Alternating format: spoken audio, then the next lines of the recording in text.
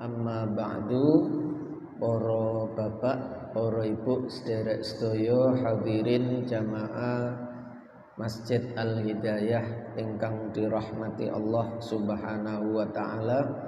Alhamdulillahirabbil alamin. Melanjutkan ngaji fikih damel panduan kitab Safinatun Najah. Kemarin tentang pembagian najis yang ada 3 niku, sekarang cara mensucikannya. Bismillahirrahmanirrahim. Faslun utawi iki kono fasal suwiji. Al mughalladatu utawi najis mughalladah, najise asu, najise celeng iku tathuru, bisa suci apa najis mughalladah bisa ba'i ghasalatin kelawan pitu piro-piro basuhan, dengan syarat membasuhnya itu harus 7 kali. Lah pitu niku diitung ba'da izalati ainiha, ing dalem sakwise ilange kahanan. Kahanan niku bendae najis. Dihitungnya itu setelah najis itu hilang. Jadi najisnya mboten enten, baru dihitung basuhan pertama, kedua, ketiga sampai 7. Ketika najisnya itu masih ada itu bisa terlihat oleh mata, tercium aroma baunya atau rasa. Salah satu dari 3 itu berarti najisnya masih ada dan basuhannya belum dihitung 1. Jadi dihitung 1 niku setelah najis ini hilang. Najis mughalladah niku hilang, baru terus basuhan itu dihitung 1, 2, 3 wonten. Niku penting. Soalnya nek mboten ngonten kok dikira wis tak basuh ping 7 kok. Lah iki kenyataannya najisnya masih ada. Walaupun dibasuh 7 kali, kalau najisnya masih ada, mosok ya dikatakan suci. Pun 7 kali basuhan ikhdahunna, kang utawi salah sijine basuhan iku biturobin, tetep dicampur kelawan lebu, tanah, mboten kerikil, mboten pasir. Jadi tanah sing lembut sing kena gawe tayamum niku. Itu yang dicampurkan ke salah satu basuhan saja. Lah, nyampure niki saged dengan 3 cara. Bisa air dan debu atau tanah ini dicampur terlebih dahulu, dek nduk ngene cebuk utawa nduk timba wonten, banyu kali debu niki terus diaduk sehingga menjadi tanah yang berdebu, campurane banyu kali lemah, baru kemudian dituangkan ke tempatnya najis. Atau menggunakan cara lain, yaitu airnya yang dituangkan ke tempat najis, ketika airnya itu masih ada, terus debu atau tanah niku diblekno nang ndukure ngoten. Mantun banyune disiramno, langsung tanah diambil dipiyok di atas tempat najis itu, terus dibasuh sambil dikobrot, tambah istimewa nggih. Nggosoke niku sunnah. Kalau dengan basuhan saja itu bisa suci, bisa bersih. Tapi kalau dengan basuhan itu tidak bisa bersih, najisnya niku sik ketok, baunya itu masih ada, nggih kudu digosok. Jadi nggosok niku mboten wajib ketika dengan basuhan saja sudah bisa hilang. Tapi nek ndak bisa hilang kecuali dengan digosok, nggih wajib digosok. Wonten. Atau dengan cara yang ketiga, bukan airnya terlebih dahulu, tapi tanah yang diblekno nangone tempat najise, tanah ditaruh di tempat najisnya itu yang terkena najis mughalladah niku, lalu disiramkan air di atasnya, di atas tanah niku, sehingga menjadi campur. Jadi campur niku isok 3 ngoten wau. Tiga-tiganya disebut campur juga. Tapi sing paling apik sing pertama wau. Air dan debu itu dicampur terlebih dahulu. Lalu kemudian dituangkan, dibasuhkan. Nek perlu dikobrot, nggih dikobrot. Itu yang paling bagus. Sebagian ulama malah mengatakan yaiku sing wajib iku malah mboten sekedar bagus, malah mewajibkan yang itu. Sebab itu yang betul-betul dikatakan campur. Pun niku cara mensucikan najis mughalladhah. Najisnya ada 1, 2 atau 3. Misalnya anjingnya itu jilate niku mboten sepisan. Dilate asu niku ping 3. Ya dihitung najis mughalladhah, basuhannya juga cukup 7 kali tadi. Mboten 1 jilatan 7 basuhan, berarti kalau 3 kali menjilat ya 21 basuhan mboten. Kecuali setelah disucikan lalu dijilat lagi lah, nggih disucikan lagi. Tapi sebelum disucikan, walaupun niku najis mughalladhahnya tumpuk-tumpuk, ono kotoran anjing, ono air kencingnya anjing, campur darahnya anjing misalnya, campur-campur jilatannya juga dihitung 1 najis mughalladhah, membersihkannya nggih 7 kali basuhan tadi itu. Bahkan meskipun tercampur dengan najis selain mughalladhah. Najis mughalladhah ketumpuan najis mutawassithah. Nggih. Kenek kencinge anjing ditambahi kencinge kucing. Nggih, basuhe 7 kali juga. Nggih. Mboten perlu habis 7 kali terus ditambah 1 kali untuk najis yang mutawassithah itu, mboten.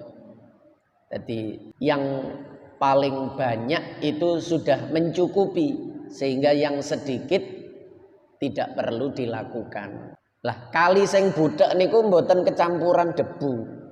Kecampuran debu niku nggih kudu dicampur ngoten nggih. Jadi ada unsur manusia yang mencampurkan debu. Lah iku kan kaline budhek iku kan wis berdebu iku. Lain nggih, sebab niku dihitung air ngoten mawon. Tetep ana unsur nyampur dengan debu. Gini wau salah satu dengan 3 cara tadi itu. Pun itu najis mughalladhah, cara mensucikannya seperti itu.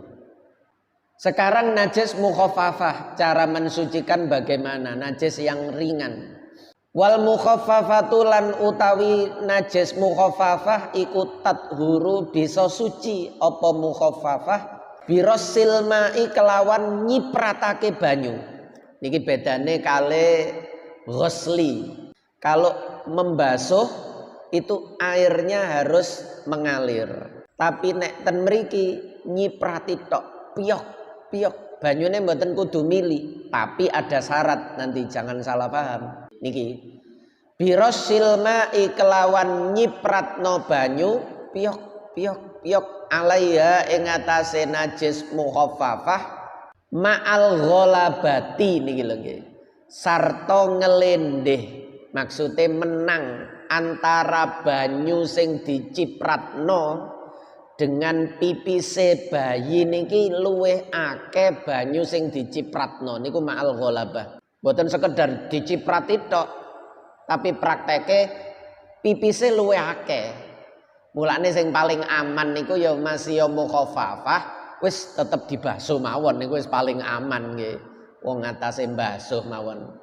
Kaceke mek sak srit ngoten mawon. Cuma kadang-kadang dalam kondisi tertentu misalnya ndak memungkinkan niki, lantainya niki nisore misalnya karpet hambal. Terus jenengan ndak bisa pergi kecuali harus disucikan dulu. Ya diciprati mawon. Mangku bayi yang baru lahir terus bayine pipis. Jenengan nek ngadeg ndak memungkinkan. Ya wis disirati, diciprati sambil duduk itu. Tapi niku jumlah airnya yang kita cipratkan itu lebih banyak. Niku maknane ghalaba niku ngoten. Lebih banyak daripada jumlah air seni atau pipise bayi niku. Yang kedua, cipratan itu di samping jumlah airnya lebih banyak. Yang kedua adalah wa izalati ainiha lan ilange bendae alias kahanane najis mukhafafah. Dadi pipis niku nggih sampai ilang, polahe banyune akeh wae. Airnya lebih banyak sehingga sudah tidak terlihat lagi dan tidak ada baunya lagi. Misalnya biasanya pipis bayi sing termasuk kategori mukhafafah itu sudah tidak ada baunya. Coro onok ngonten titik mulane khusus bayi dan makannya cuma ASI. Uang niku pipise tambah pesing niku kan polahe sing dipangan niku tambah macem-macem. Tapi nek sing dimakan itu hanya satu saja sumbernya ASI. Ngene niku pipise mboten pesing nemen mboten. Sehingga dipiok gawe banyu niku ilang. Najis niku meliputi tiga niku. Bau, warna, rasa. Nek rasa niku iso diganti dengan benda. Nampak, terlihat mata, tercium hidung, terus nopo sijine. Warna, warnanya terlihat mata, warna dan benda dan tercium baunya. Nek rasa niku mosok kate didilat.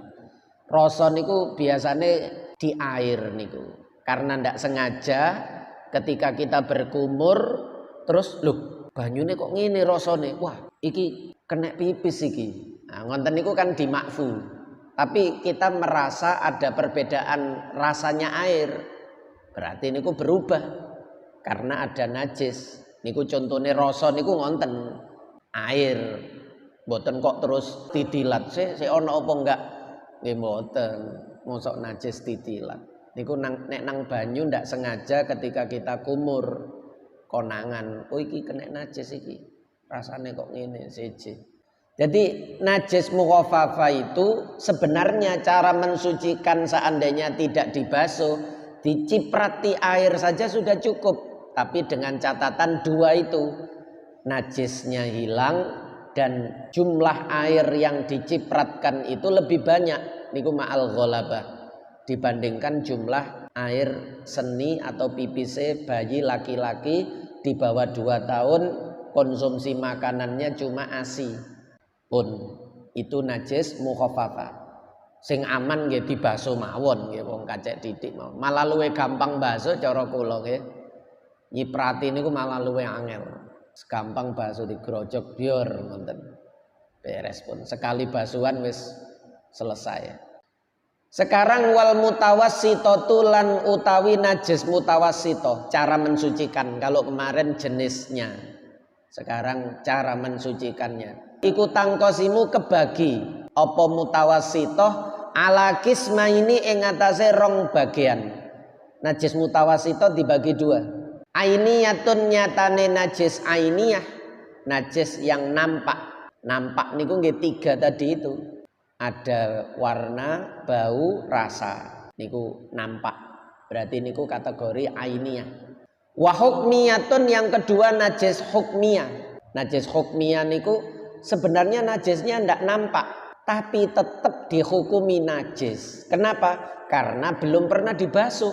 Lantai misalnya jelas kena pipis, tapi terus garing-garing dewe, kena panas matahari, kering dengan sendirinya, tidak ada yang membasuh dan hilang semua sifat najisnya itu.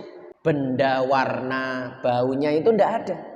Loh, tapi wis gak ono Sopo sing basuh? Yo gak ono sing basuh yo kan. Nah, berarti niku jenenge najis hukmiyah karena belum dibasuh. Najisnya sudah tidak nampak, tapi karena belum dibasuh yang menjadikan suci itu basuhannya. Kalau tidak dibasuh, ya belum suci. Nah, tapi kan sudah hilang. Mulane jenenge hukumnya najis meskipun najisnya tidak nampak. Niku cara digawe salat nduk ndukure tetep mboten sah. Nek ngerti ten mriku ada bekas najisnya yang belum dibasuh. Kalau ndak tahu nggih, ya napa wong gak ngerti.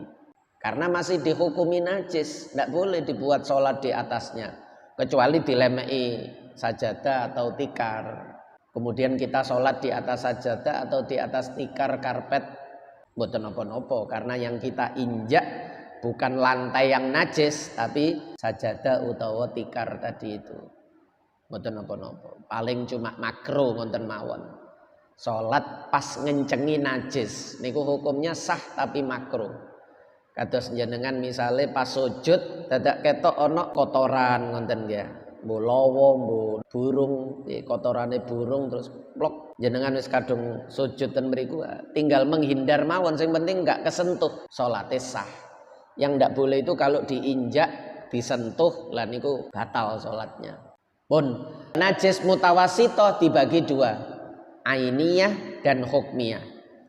Al ainiyah tu utawi najis ainiyah, najis bangsa ketok, iku allati najis laha kang iku tetep kedue najis ainun utawi kahanan, bendanya ada, warihun lan ambu, baunya ada, wa ta'mun lan rasa. Lho niki gak ana launun ya. Launun niku pancen padha karo ainun.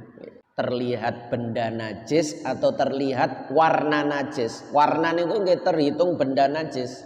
Najis ainiyah yaitu najis yang masih nampak bendanya, masih ada baunya, masih terasa najisnya. Nek air nggih. Lalu bagaimana cara mensucikannya?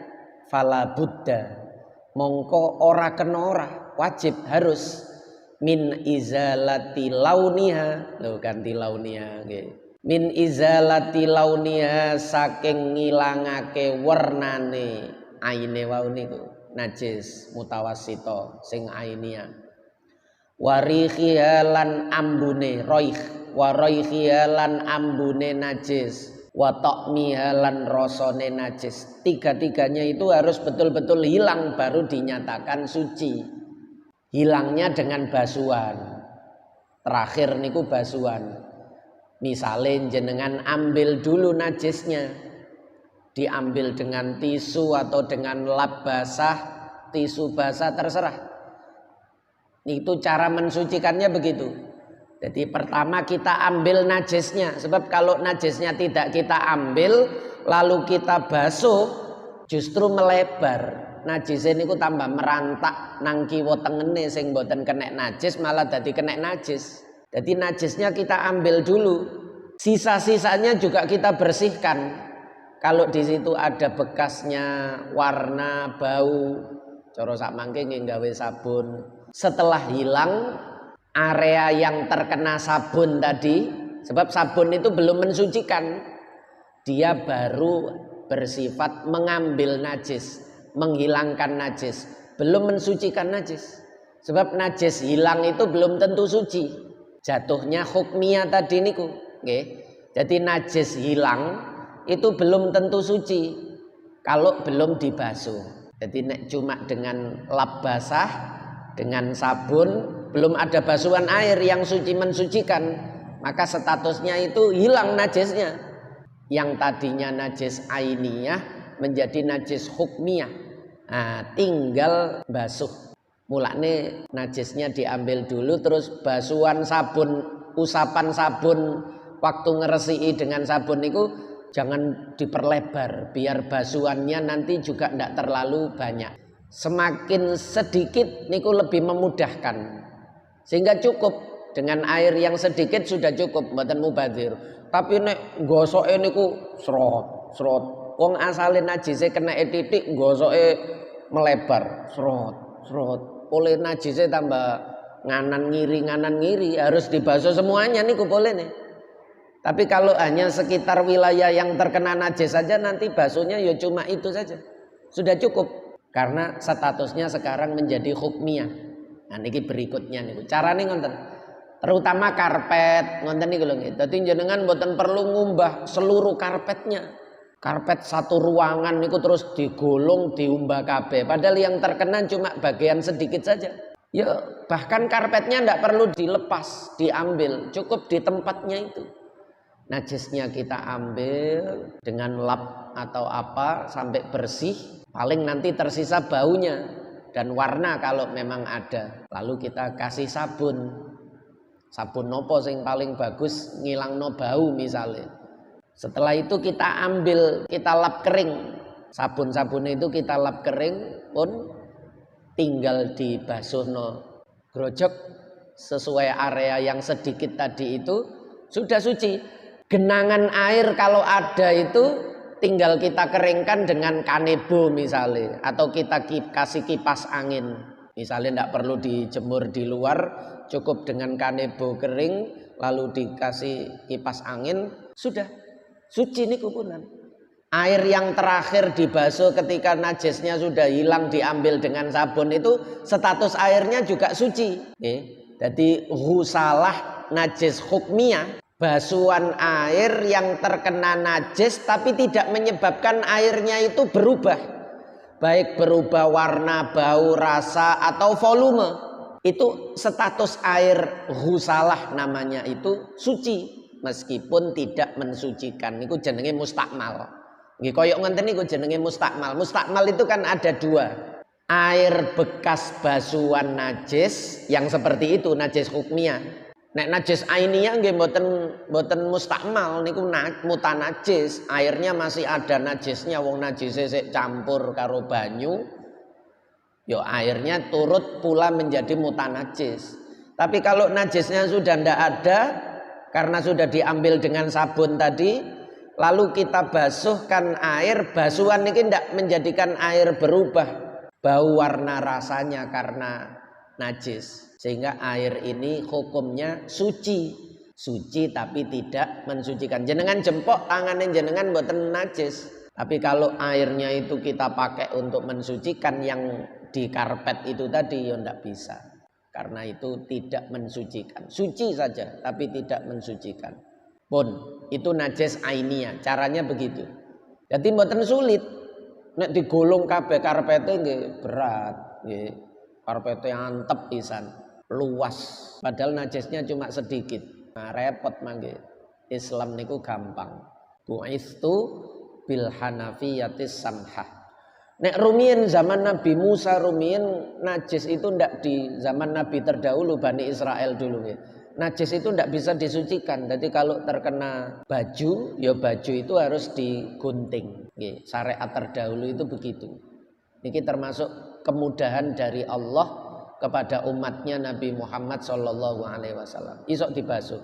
Kalau umat-umat terdahulu niku najis niku tidak bisa disucikan, ya digunting. Mulane gambarane wong biyen niku bajune tembel-tembelan niku soalnya ngonten niku. Bajunya tembelan karena syariat dulu itu kalau kena najis tidak bisa disucikan, dibuang. Nek umat Kanjeng Nabi bisa disucikan pun.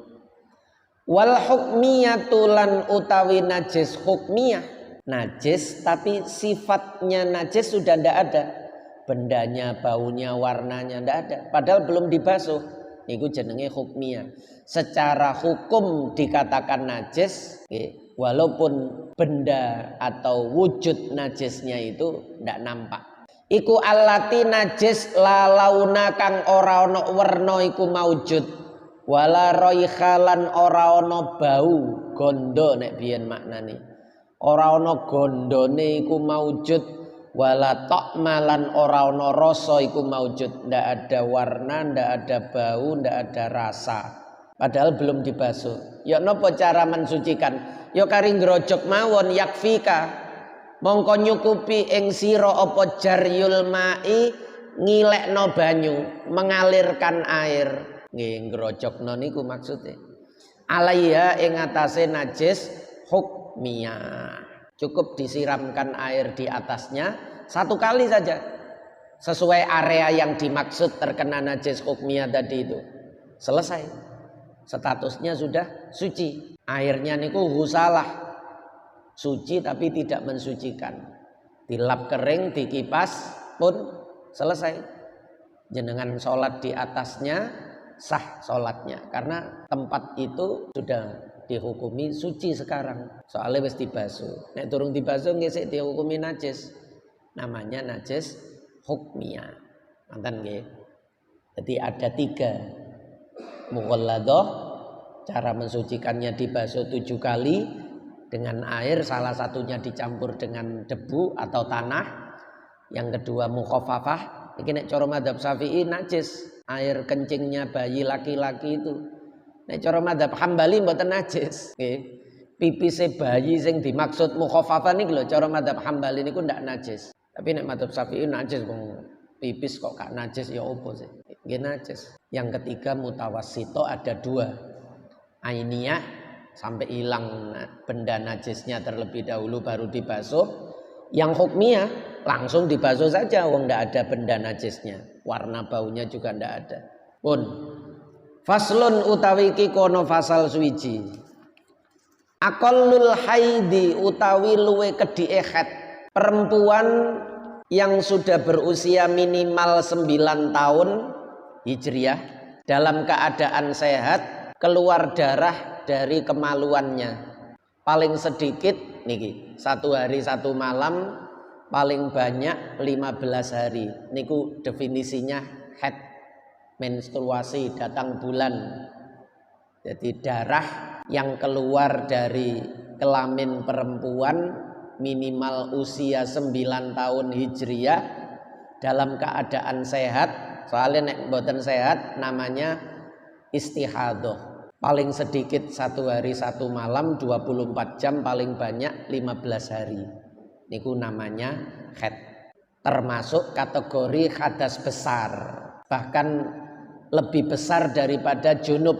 Buktine nopo? Yang diharamkan lebih banyak. Seperti yang kemarin dulu.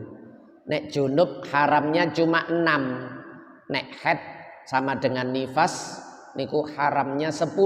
Nah, wonten. Aqallul haidi utawi luwe kedhike haid, paling sedikitnya haid iku yaumun sedina walailatun lan suwengi. Niki berdasarkan istiqra'nya Imam Syafi'i.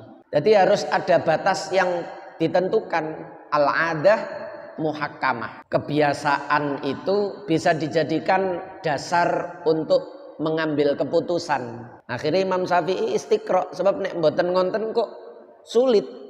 Kalau ndak dibatasi paling sedikit berapa, paling banyak berapa, sebab urusan haid itu ndak cuma terkait dengan haram sholat saja. Niki kudu difahami. Urusan haid itu nanti juga terkait dengan masa iddah. Sehingga harus ada batas maksimalnya berapa? 15 hari. Kalau ndak ada batas, pokok nek metu gede ya jenenge haid. Lah nek metu gedene setahun. Nggih. Berbulan-bulan bahkan bertahun-tahun. Kayak wong lanang sing beser, tapi niki keluar darah terus. Ada wonten niku. Apa dikatakan haid terus? Berarti terus gak sholat terus. Kalau masa iddah berarti tidak selesai-selesai masa iddahnya. Dia tidak bisa menikah selamanya. Wah repot nih konten niku. Nah, maka harus ada ketentuan paling sedikit berapa, paling banyak berapa. Karena di syariat itu tidak ada keterangan tegas paling sedikit berapa, paling banyak berapa. Mboten enten golek nduk Quran gak ono, golek nduk hadis mboten nemu. Maka Imam Syafi'i mengambil bagian istiqra' namanya ijtihad niku. Beliau coro sak mangke ngonten nopo nggih survei, bertanya kepada banyak perempuan yang beliau temui, murid-muridnya atau siapa saja.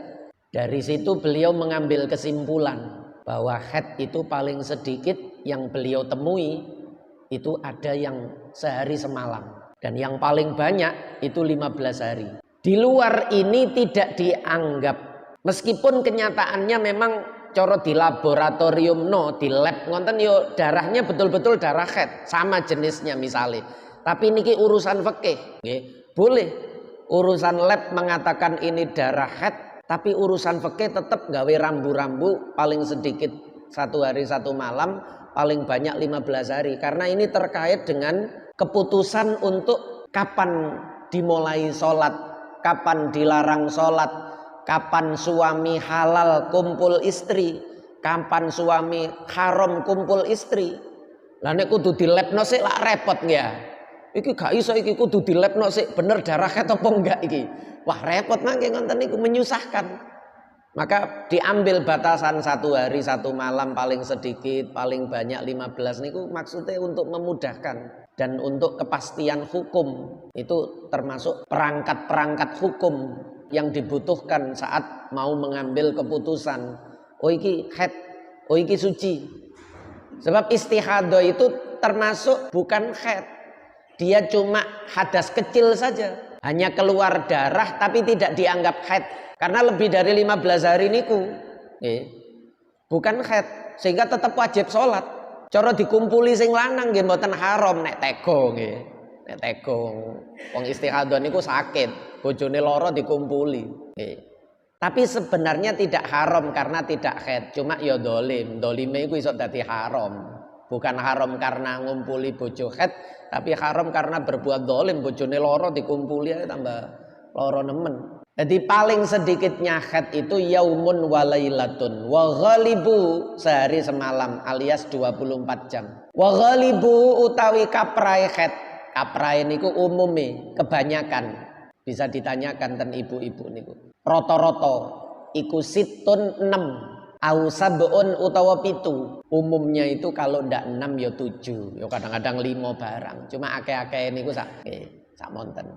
Yang dijadikan patokan itu paling sedikit dan paling banyak. Ghalib 6-7 niki sekali-kali digunakan nanti ketika bab istihadah. Tapi ten mriki mboten enten niki kudu ngaji khusus. Nek terkait haid niku sampai ono kitabe khusus terkait dengan istihadah. Dan niku lama. Penjelasannya banyak niku. Nggih, pun iki nanti kita ulang lagi. Al-Fatihah.